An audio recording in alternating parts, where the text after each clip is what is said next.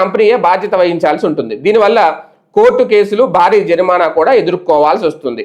Notice అందిన 2-3 గంటల్లో ప్లాట్ఫామ్లో సదరు కంటెంట్ని తొలగించాల్సి ఉంటుంది. 2021 నిబంధనల ప్రకారం గతంలో ఉన్న 24-36 గంటల సమయ పరిమితితో పోలిస్తే ఇది చాలా పెద్ద మార్పు.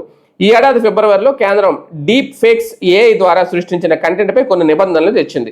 దీని ప్రకారం అలాంటి కంటెంట్ ఏఐతో రూపుదిద్దుకుంది అనేది లేబుల్ వేయడం, ఫిర్యాదు వచ్చిన వెంటనే త్వరగా తొలగించడం తప్పనిసరి చేశారు. ఇప్పుడు వస్తున్న కొత్త ఐటీ ప్రతిపాదన దీనికి తదుపరి దశ. ఆన్లైన్లో ప్రజలు మాట్లాడే లేదా పెట్టే పోస్టులపై ప్రభుత్వ పర్యవేక్షణను మరింత పటిష్టం చేయడం దీని ప్రధాన లక్ష్యం.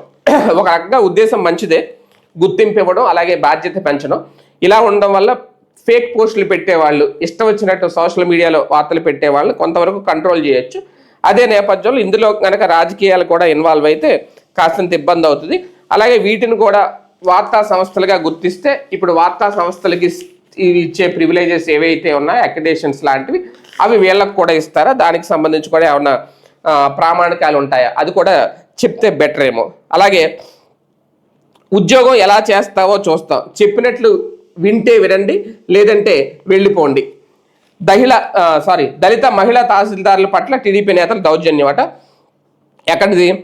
ఎన్టీఆర్ జిల్లా గంపలగూడెంలో కార్యాలయంలోకి రానివ్వకుండా అడ్డుకున్నారట. తాము చెప్పినట్లు పనిచేయకపోతే తీవ్ర పరిణామాలు ఎదురవుతాయని, పార్లమెంటు ముఖ్య నేతను కాదని ఎలా ఉద్యోగం చేస్తావో చూస్తానంటూ గంపలగూడెం తహసీల్దార్ రాజ్కుమార్ని టీడీపీ నాయకులు బెదిరించారు.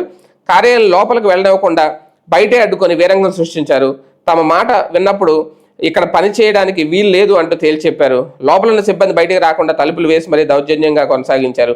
ఉద్యోగ వర్గాలను తీవ్ర భయాందోళనకు గురి చేసి ఈ ఘటన వివరాలు ఎన్టీఆర్ జిల్లా గంపలగూడెం మండలం తహసీల్దార్ కార్యాలయానికి ఉదయం 10:30 సమయంలో తెలుగు రైతు జిల్లా అధ్యక్షుడు చెరుకు రాజేశ్వరరావు, గంపలగూడెం మండలం టీడీపీ అధ్యక్షుడు మానుకొండ రామకృష్ణ, తిరువూరు వ్యవసాయ market committee chairman Regala Lakshmi Anitha భర్త వీరారెడ్డి ఆధ్వర్యంలో 10 మందికి పైగా కార్యకర్తలు వచ్చారు.